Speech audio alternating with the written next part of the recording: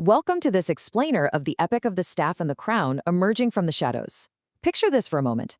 A simple, minimalist figure, a kind of stickman holding a plain wooden staff. He represents absolute simplicity and faith.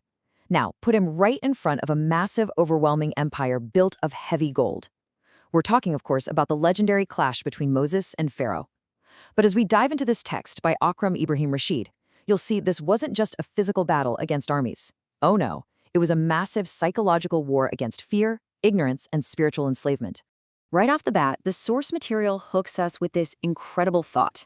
It is an epic that tells us the owner of the crown may fall by a strike from the owner of the staff. Honestly, that sets the stage perfectly.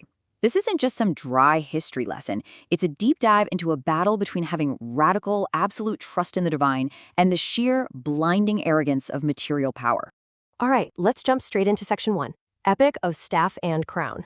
So our story actually starts in the dark, terrifying alleys of ancient Egypt. It's a time of sheer terror where brutal orders were given to eliminate newborns. But right here, from the absolute heart of fear, hope is born. Moses' mother, Jochebed, does something unimaginable. She places her baby into a tarred wooden box and casts him into the cold, dark waters of the Nile. Think about that for a second. Talk about radical trust. She didn't just push the box away, she surrendered it completely to the heavens when all earthly options were literally gone. Meanwhile, over at the palace, we see this crazy psychological contrast. You have this self-proclaimed god made of heavy marble and gold, suddenly facing a terrifying question made of simple wood. Pharaoh's cruelty? It wasn't actually strength. It was just armed cowardice. He was absolutely terrified of losing his crown. Underneath that heavy golden mask, there was a deeply rooted paranoid fear that got completely rattled by a simple floating box. That brings us to section 2, from palace to desert. We now follow Moses' journey from the luxurious silk corridors of palaces straight into the burning, unforgiving sands of Sinai. This is the fall of the prince and honestly the birth of the real man. After a fatal mistake, he loses everything: his royal Egyptian titles, his wealth, his protection. He's forced to flee barefoot and alone into the vast desert of Midian. He is literally starting over from zero. And there's this incredibly powerful moment right after. He's sitting under a tree, totally exhausted, and he admits his complete vulnerability. He says, "My Lord, indeed I am, for whatever good you would send down to me in need." It's right here, in this moment of absolute emptiness and poverty, where his ego is completely gone, that his true strength is actually forged. Moving right along to section 3, Call of Light in Tur. So years go by.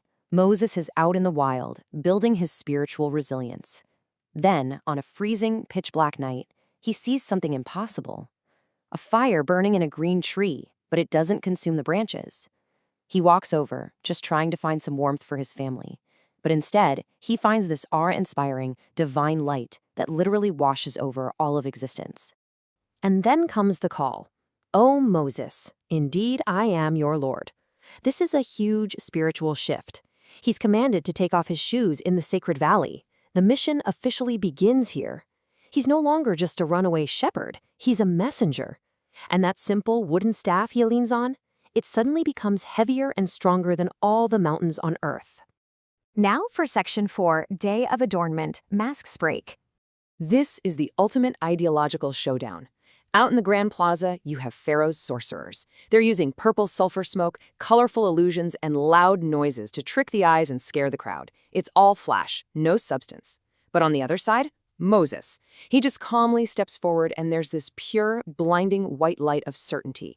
It completely washes out the sorcerer's fake colors. Truth doesn't need loud noises or cheap tricks to prove it's there, right? Then we hit the climax. That simple wooden staff is thrown down, and it swallows the deception whole. It turns into a real serpent and just devours all their fake, twisting magic. The truth is so undeniably clear that the sorcerers, the masters of illusion themselves, instantly fall down in prostration. In that split second, Pharaoh's golden masks are shattered right in front of his entire kingdom. Let's look at section 5. Victory in the sea's heart. So, Pharaoh's ego just won't let him accept defeat. He chases them down. Picture the immense tension here. You have the raging, crashing waves of the Red Sea in front of the Israelites, and the dust from Pharaoh's golden chariots rapidly closing in from behind. They're absolutely trapped. They cry out in total despair, "We are overtaken." It's that terrifying feeling when every physical escape route is gone. But Moses, he doesn't look at the dark waves or the flashing swords. He looks up with booming, absolute certainty and says, "No, indeed, with me is my Lord. He will guide me." Wow. This right here is the ultimate manifestation of that radical trust we've been talking about since that tarred wooden box. Then, with one strike of that simple staff, the laws of nature just break. The sea splits wide open, rising up like massive mountains of crystal, making an impossible path right through the heart of the waves.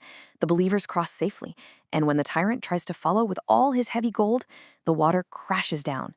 The man who claimed he owned the rivers is drowned in a tiny fraction of God's creation. This brings us to our final section, radical trust and healing.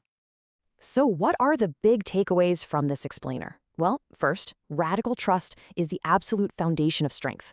Moses didn't win with massive armies. He won by relying completely on the divine. Second, true healing starts from within. Freeing your mind from enslavement is way harder than breaking physical chains. And finally, no matter how intimidating it looks, the heavy, arrogant crown always, eventually, falls to the simple staff of truth. I want to leave you with this powerful thought from the text. The God who did not leave a helpless baby floating in a wooden box in the dark Nile will absolutely not leave you to face the crashing waves of life alone as long as you anchor your heart to him. To close out our explainer today, the author, Akram Ibrahim Rashid, included a beautiful minimalist dedication. It reads, "A continuous prayer and light to the soul of my father, Ibrahim Rashid." Thank you so much for exploring this profound epic with us.